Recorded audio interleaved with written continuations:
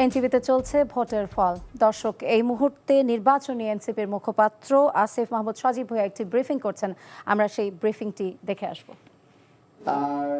ঢাকা 11 আসনে আমাদের পার্টির সম্মানিত আহ্বায়ক নাহিদ ইসলাম, তিনি প্রার্থী।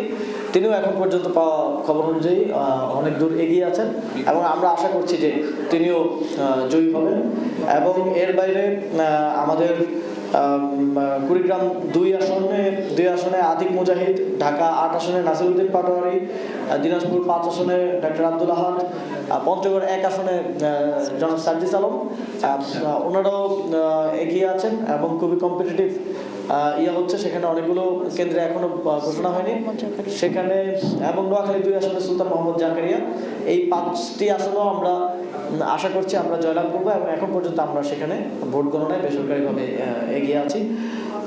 এর বাইরেও কয়েকটি আসন আমরা খুব কম্পিটিটিভ ভাবে আরও অন্তত 10টি আসনে আমরা কম্পিট করছি, কম্পিটিটিভ অবস্থায় আছি। সেখানেও বাকি কেন্দ্রগুলোর ফলাফল আসলে আমরা আশা করছি সেখানেও আমরা কয়েকটি আসনে ইনশাল্লাহ জয়লাভ করব।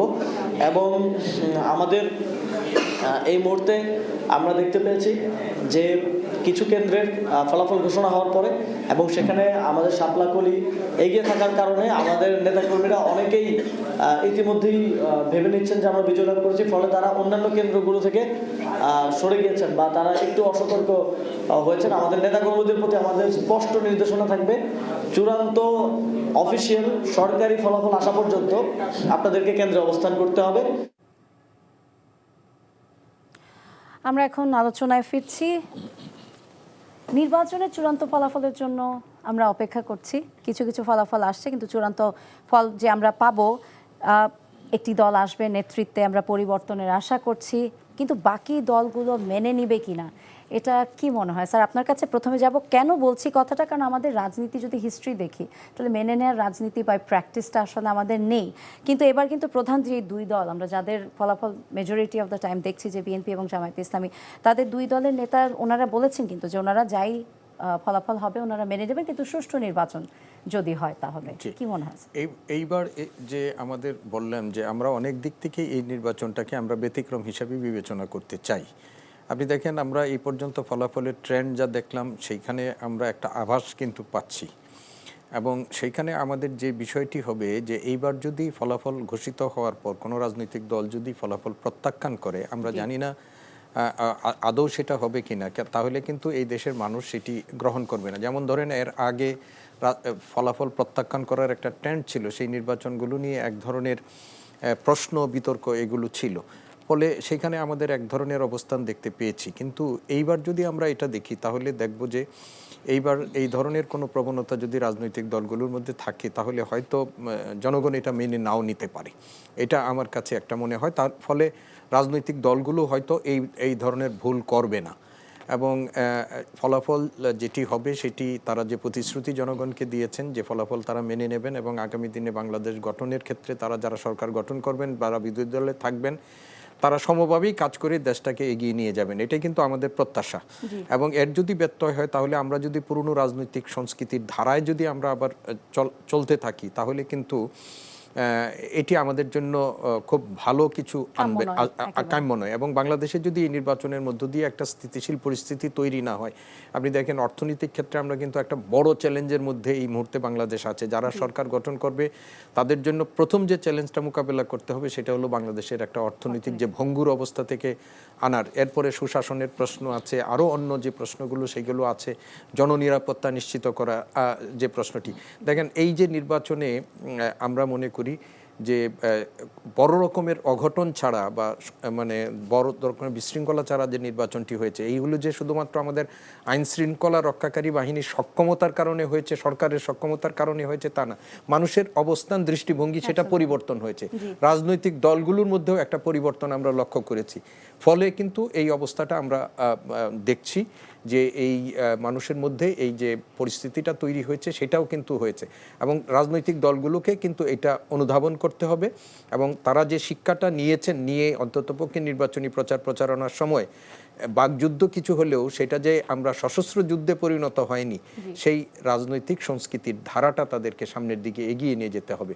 না হলে কিন্তু আমরা যেই লাউ সেই কদুর দিকেই আমরা যাব এবং সেটা আশা করি এই নির্বাচনের পর হবে না, এটা আমরা প্রত্যাশা করতে চাই। ধন্যবাদ সিদ্দিকুর স্যার। আক্তার স্যার, আপনার কাছে যাব। আজকে প্রধান উপদেষ্টা বলেছেন উনি নিজে ভোট দেওয়ার সময় যে এই নির্বাচনের মাধ্যমে দুঃস্বপ্নময় অতীতকে বর্জন করা হয়েছে। এই নির্বাচনের ফলাফলই কি আসলে সমাধান আসবে, নাকি যেই নেতৃত্ব আসবে তার উপরে আসলে এটা অনেকখানি ডিপেন্ড করছে? প্রথমেই হচ্ছে যে ফলাফল যাই হোক, এটা মেনে নেওয়ার যে একটা সংস্কৃতি, বিশেষ করে রাজনৈতিক দলগুলোকে এটা ধারণ করতে হবে। তারপর যারা দল গঠন করবেন, আমরা অতীতে আমরা দেখেছি সরকার গঠন করার পরেই বিরোধী দল যারা থাকেন তাকে প্রথম দিন থেকেই শুরু করে যে সরকারকে কিভাবে নামানো হবে, এই মন মানসিকতা যদি বেরিয়ে না আসে, বাংলাদেশের মানুষ কিন্তু এটা আর গ্রহণ করবে না। যারাই সরকার গঠন করুক, আজকে সারাদিন আপনি দেখুন যে নির্বাচনটা হয়েছে, এটা নিয়ে কারো কিন্তু কোনো উচ্চবাচ্য নেই, সবাই সন্তুষ্ট। কারণ ভোট গণনাটাও আমরা আশা করছি কোনো ধরনের সেখানে অনিয়ম হবে না, এবং যারা মানুষ যাকে ভোট দিয়েছে সেটাই গণনার মধ্যে প্রতিফলিত হবে। এটা যদি হয়, আমার মনে হয় যারা সরকার গঠন করবে তারাও দায়িত্বশীল ভূমিকা পালন করবেন, বিরোধী দলে যারা থাকবেন তারাও দায়িত্বশীল ভূমিকা পালন করবেন, এবং এদের দায়িত্ব যদি আমরা সাধারণ মানুষ যখন দেখতে পাবে, ভবিষ্যৎ রাজনীতি কিন্তু সেটার উপর নির্ভর করবে। আমার মনে হয় না বাংলাদেশের মানুষ এখন যে পর্যায়ে সচেতন হয়েছে, কোনো দল এদের মনোভাব যদি পরিবর্তন না করে, ভবিষ্যৎ রাজনীতি তারা টিকে থাকতে পারবে না। কারণ যে দৃষ্টান্তটা স্থাপন করেছে আসলে সমাজে, বিশেষ করে আমাদের তরুণেরা, এই জুলাই রেভলিউশন তো সেটাই মানে আজকে আমরা দাঁড়িয়ে যে ভোটটা দিলাম সেটা আসলে ওটারই আরো একটা একটা জিনিস পরিণতি। আপনাকে আমাদের মনে রাখা উচিত, যে যেই স্বৈরাচারের পতন হয়েছে, এই নির্বাচনে কিন্তু তারা প্রতিদ্বন্দ্বী নয়। শুধু তারা যদি থাকতো, সিনারিও কিরকম হতো সেটা গত 3-4 বছর 3-4 বারের নির্বাচন কিন্তু আমরা বুঝতে পেরেছি। সেটাও একটা চিন্তার বিষয় রয়েছে এখানে। আক্তার স্যার, আরেকটা বিষয় যেটা নিরাপত্তা কর্মীদের কথা বলা হচ্ছিল, যে আমাদের যেটা এর আগের শাসন আমাদের যেটা হয়েছে, অনেক কারণেই প্রশাসনকে ব্যবহার করা হয়েছিল, এটাকে আমি বলবো যে মিসইউজ করা হয়েছিল, এবং তাদের প্রতি মানুষের আস্থা একেবারেই ছিল না কিন্তু। তো এটা নিয়ে আসলে অনেক মানুষ সন্দিহান ছিল, এটা একটা কারণ ছিল যে মানুষজন বুঝতে পারছিল যে আসলে ভোট দিতে যাবে কিনা, অনেক কিছু ছিল যেটা টাইম ইভেন্চুয়ালি চলে গেছে। প্রমাণিত হয়েছে যে যারাই সরকারে থাকবেন, যারা রাষ্ট্র পরিচালনা করেন, তাদের যদি সদিচ্ছা থাকে, এই দেশে কিন্তু ঠিকভাবে নির্বাচন করা সম্ভব, সুষ্ঠু এবং নিরপেক্ষ নির্বাচন করা সম্ভব। যারা আইন শৃঙ্খলা রক্ষায় দায়িত্বে থাকেন, তাদেরকে যদি উপর থেকে চাপিয়ে দেওয়া হয়, তাহলে কিন্তু তারা ঠিকভাবে তাদের দায়িত্ব পালন করতে পারেন না। এবার যারা রাষ্ট্র পরিচালনায় ছিলেন, তারা প্রথম থেকে বলে এসছেন যে একটা নিরপেক্ষ নির্বাচন তারা উপহার দেবেন, এবং তারই প্রতিফলন কিন্তু আমরা দেখেছি। আমরা বিভিন্ন জায়গায় টুকটাক যেগুলো যে একটু সংঘর্ষ বলেন বা ধাক্কাধাক্কি বলেন, এগুলো হয়েছে, সেখানে কিন্তু নিরপেক্ষভাবে ভূমিকা পালন করতে দেখেছি আমাদের আইন শৃঙ্খলা রক্ষাকারী বাহিনীকে। আমরা এই যে নির্বাচনটা আজকে দেখলাম, সুষ্ঠুভাবে হয়েছে, আমরা বলতেই পারি মোটামুটি শান্তিপূর্ণভাবেই হয়েছে, স্যার আপনারা নিজেরাও বললেন। এবং এই যে একটা গণতান্ত্রিক পথে হাঁটবার বা এই গন্তব্যে যাবার, যে এটার জন্য একটা নির্বাচন বা এই ধরনের একটা নির্বাচন সুষ্ঠুভাবে সম্পন্ন হওয়া ভীষণভাবে দরকার। কিন্তু এটার নেক্সটটা কি, মানে এরপরে যারা আসবেন তাদের কাছ থেকে আসলে আমরা কি আশা করতে পারি? গণতান্ত্রিক পরিবেশ শুধুমাত্র নির্বাচনেই কিন্তু গণতন্ত্র না। জি, যারা নির্বাচিত হবেন তাদের উপর অনেক দায়িত্ব এখন বর্তাবে। মনে রাখতে হবে, দেশের মানুষ কিন্তু আর চাঁদাবাজি দেখতে চায় না, সন্ত্রাস দেখতে চায় না, দুর্নীতি দেখতে চায় না। যারাই ক্ষমতায় আসুন, তাদেরকে কিন্তু এই তিনটা ব্যাপারে খুবই সচেতন থাকতে হবে।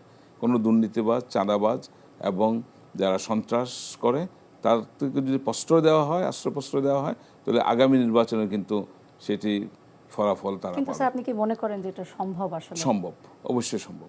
সম্ভব এই কারণেই, বিশেষ করে অবস্থার দৃষ্টি মনে হচ্ছে জাতীয়তাবাদী দল তারাই সরকার গঠন করতে যাচ্ছেন, এবং তাদের যে বর্তমান যে চেয়ারম্যান, তিনি কিন্তু প্রথম থেকে এই কথাটা বলে আসছেন।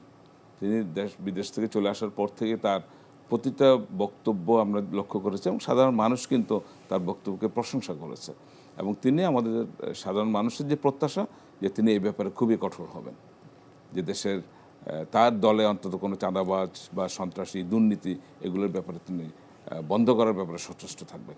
কিন্তু আমরা চাঁদাবাজির তো অভিযোগ পেয়ে এসেছি এর আগেও, এই ভোটের আগেও, মানে আমরা নিউজেও তো পাচ্ছিলাম যে চাঁদাবাজির অভিযোগ, কিন্তু কিছু অভিযোগ আছে, কিছু অভিযোগ যে অতিরঞ্জিত, সেটাও অস্বীকার করার উপায় নেই।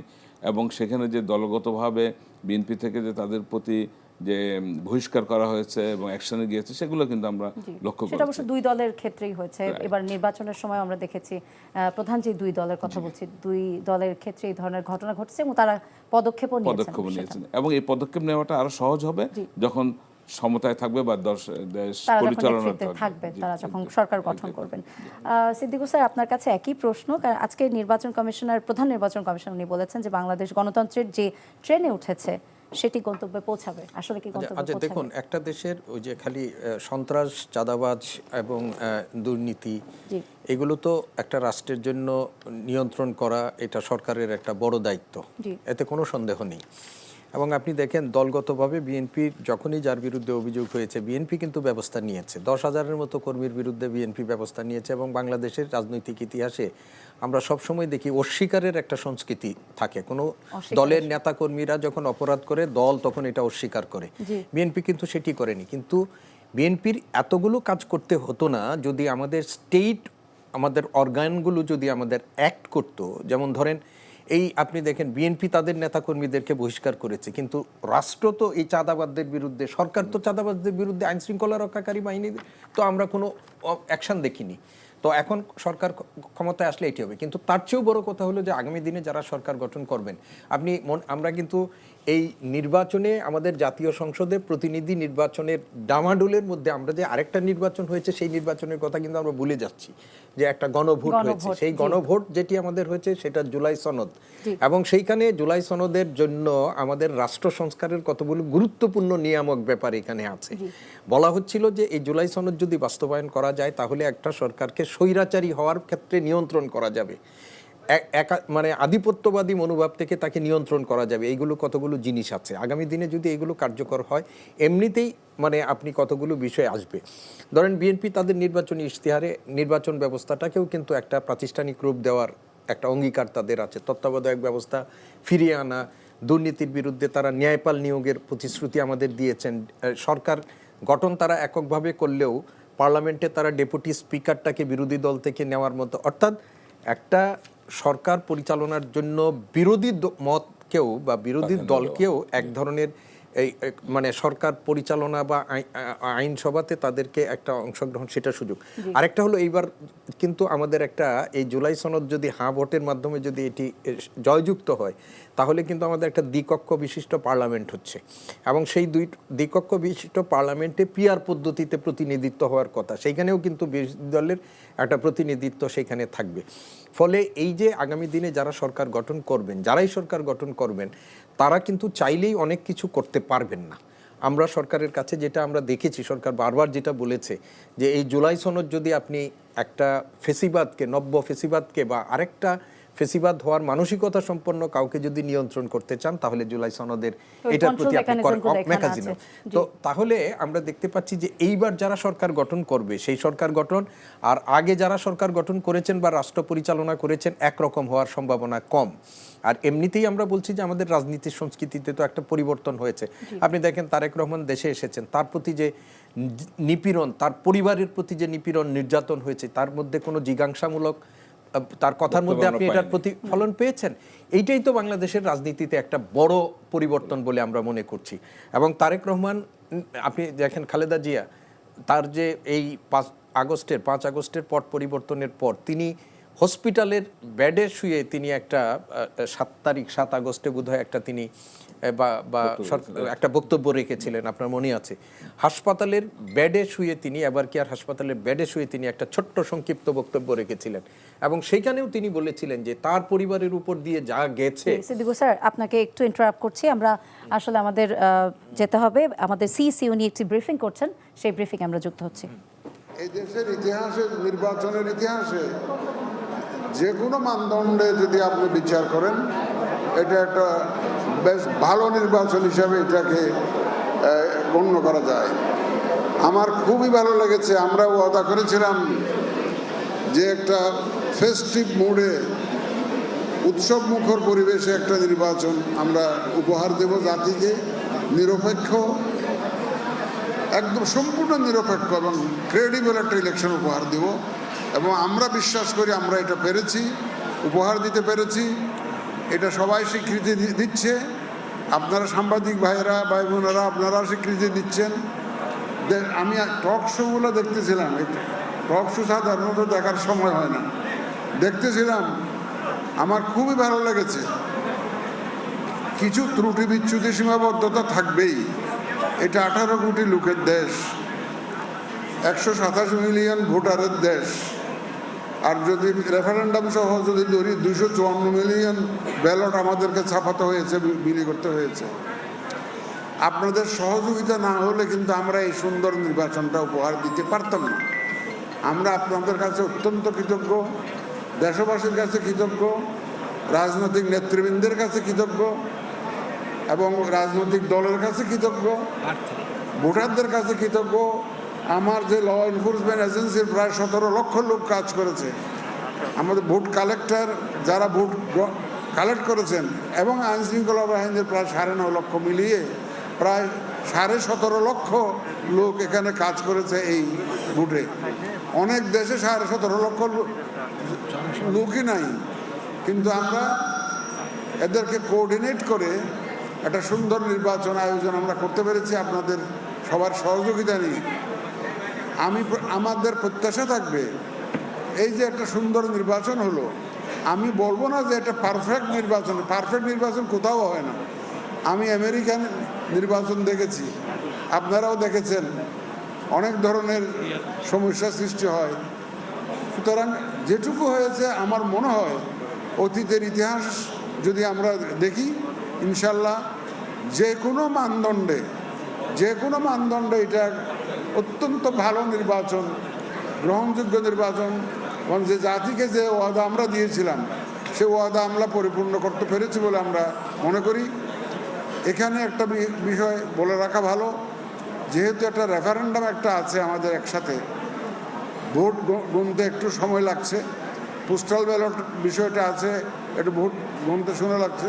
এখন আমি আমার রুমে বসে দেখতেছিলাম টিভি চ্যানেলগুলোতে কিন্তু কেউ অনেককে জিতে যাচ্ছে, অনেক কত ভোট পেয়েছে দেখে এরা তাদের প্রাইভেট সোর্সে দিচ্ছে। This is not official result. আমরা অফিসিয়াল রেজাল্ট যা পাচ্ছি, আমাদের কাছে যা এসছে পর্যন্ত, আমাদের সিনিয়র সেক্রেটারি মহোদয় এগুলা ঘোষণা করবেন। আমরা কিন্তু অত্যন্ত ট্রান্সপারেন্ট থাকতে চাই, আমরা কোনো লুকোচুরিতে বিশ্বাস করি না।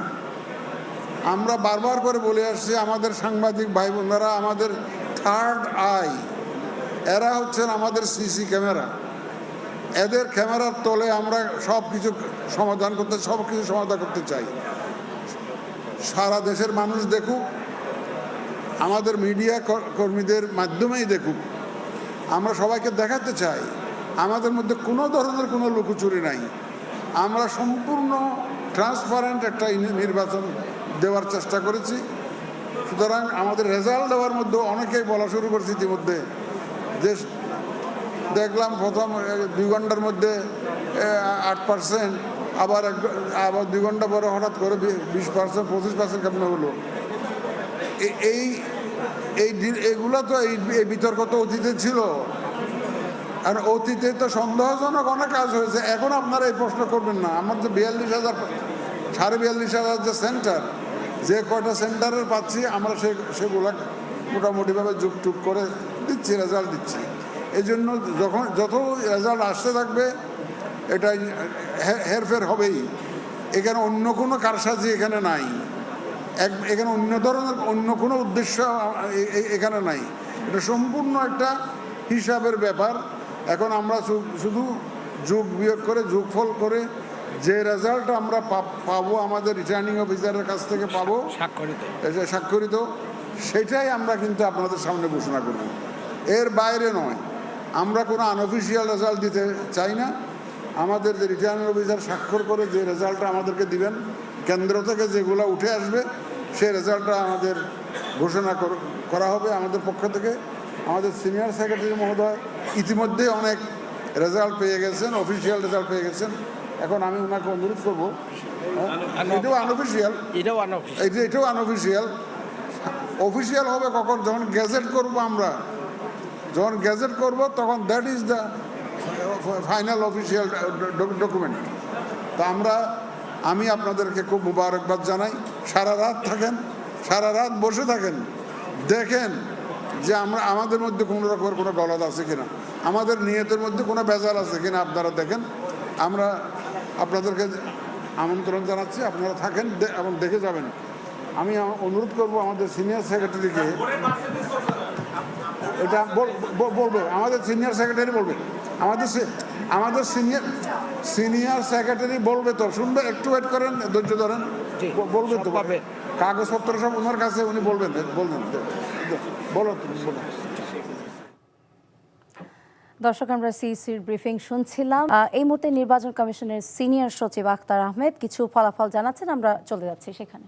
গণতান্ত্রিক আন্দোলন সিংহ প্রতীক নিয়ে উনি পেয়েছেন 6টি ভোট। জনাব আবুল মোকাররম মোহাম্মদ কামাল উদ্দিন ইসলামী আন্দোলন বাংলাদেশ হাত পাখা প্রতীক নিয়ে উনি পেয়েছেন 286টি ভোট। মোহাম্মদ রফিকুল ইসলাম স্বতন্ত্র প্রার্থী ফুটবল প্রতীক নিয়ে পেয়েছেন 3 ভোট। জনাব মোহাম্মদ নুরুল ইসলাম বাংলাদেশ জাতীয়তাবাদী দল ধানের শীষ প্রতীক নিয়ে পেয়েছেন 7525টি ভোট। জনাব মোহাম্মদ মুস্তফা কামাল বাংলাদেশ জামাতে ইসলামী দাড়িপাল্লা প্রতীক নিয়ে পেয়েছেন 3166 ভোট। জনাব মোহাম্মদ জালাল উদ্দিন রুমি আম জনতার দল প্রজাপতি প্রতীক নিয়ে উনি পেয়েছেন 6 ভোট। জনাব মোহাম্মদ মিজানুর রহমান জাতীয় পার্টি লালমোহন প্রতীক নিয়ে উনি পেয়েছেন 28 ভোট।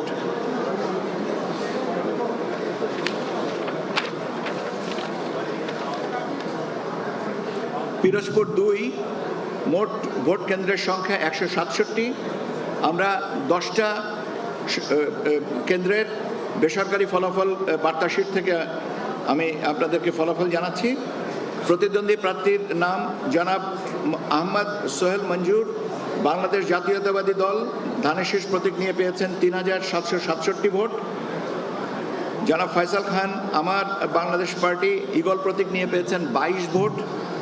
মাহমুদ হোসেন স্বতন্ত্র প্রার্থী ঘোড়া প্রতীক নিয়ে পেয়েছেন 802 ভোট।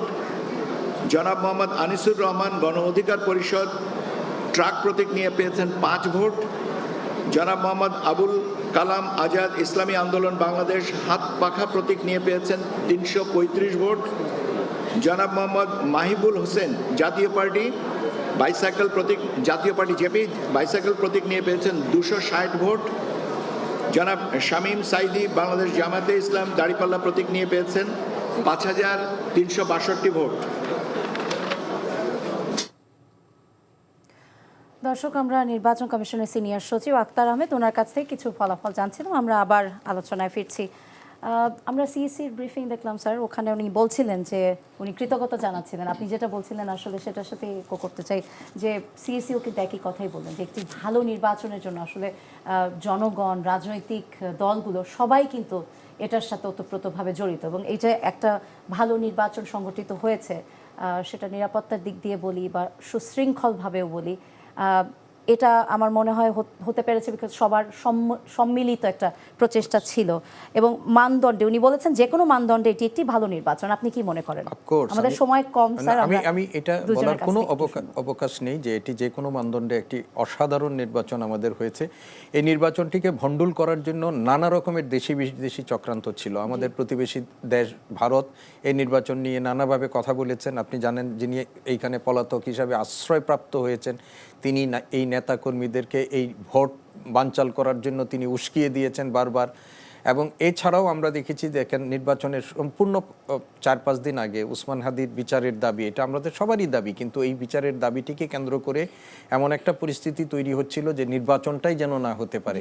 তো এই এত সব প্রতিবন্ধকতা ওভারকাম করে এই নির্বাচনটি যেভাবে হলো, সেটি আমরা মনে করি যে বাংলাদেশের ইতিহাসে এটি একটা স্মরণীয় নির্বাচন হয়ে থাকবে। এটা কোনো সন্দেহ নেই। এবং সিইসি যেরকম দেশবাসীকে তিনি ধন্যবাদ জানাচ্ছেন, আমি একজন নাগরিক হিসাবে ইলেকশন কমিশনকেও আমরা এটাকে একটা ধন্যবাদ জানাতে চাই যে তারা এই প্রতিকূল পরিস্থিতির মধ্য দিয়েও দেশের মানুষকে এঙ্গেজ করে তারা একটা নির্বাচন করতে পেরেছেন। এবং এই নির্বাচনের সবচেয়ে বড় স্টেক হোল্ডার রাজনৈতিক দলগুলোকেও কম বেশি আস্থায় নিয়ে তারা এরকম একটা নির্বাচনের ব্যবস্থা করতে পেরেছেন, যেটি আমাদের আগামী দিনের গণতন্ত্রের উত্তরণের একটা মাইল ফলক হিসাবে এটি বিবেচিত হবে। একই সাথে অবশ্যই আজকে যারা নির্বাচন কমিশনার বলেন, সরকার বলেন, রাজনৈতিক দলগুলো বলেন, তাদেরকে ধন্যবাদ জানাতেই হয়। কিন্তু একই সাথে আমাদের এটাও মনে রাখা উচিত যে 2024 জুলাই আগস্টে যারা নিজেদের জীবন বিসর্জন দিয়েছেন তাদের প্রতি আমাদের শ্রদ্ধা জানানো উচিত। তারাই কিন্তু আজকের এই পরিবেশটা সৃষ্টি করে দিয়ে গেছে। নাহলে কিন্তু বাংলাদেশে কবে নির্বাচন হতো, গণতন্ত্র আসতো কিনা আমরা নিশ্চিত না। সুতরাং তাদেরকে যেন আমরা ভুলে না যাই। তাদের যে প্রত্যাশা ছিল একটি বৈষম্যহীন সমাজ, এদেশে বিনির্মাণ করা, সেটির দিকে যেন আমরা সবাই খেয়াল রাখি। আমরা সেটাই আশা করছি তাই হবে। আমাদের সময় শেষ হয়ে গেছে।